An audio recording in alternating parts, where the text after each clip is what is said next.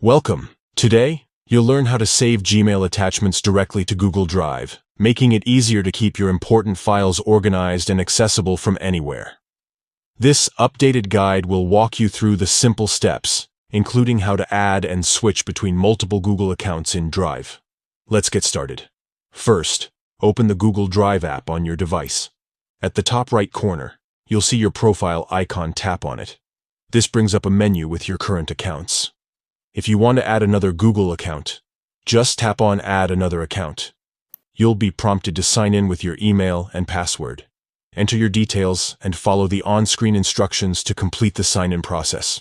Once you're signed in, you can easily switch between your accounts at any time by tapping your profile icon again and selecting the account you want to use. Now, let's move on to saving Gmail attachments. Open your Gmail app and find the email with the attachment you want to save. Tap on the attachment and you'll see an option to Add to Drive. Tap this and the file will be saved to your Google Drive.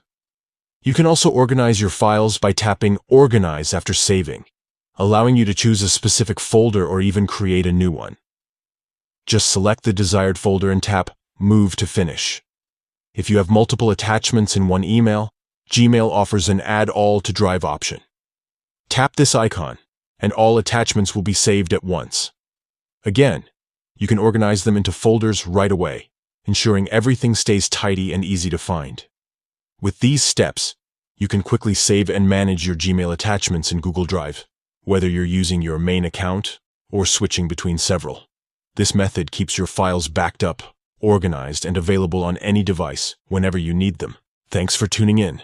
If you found this guide helpful, don't forget to share it with others who might benefit. Stay organized and see you next time.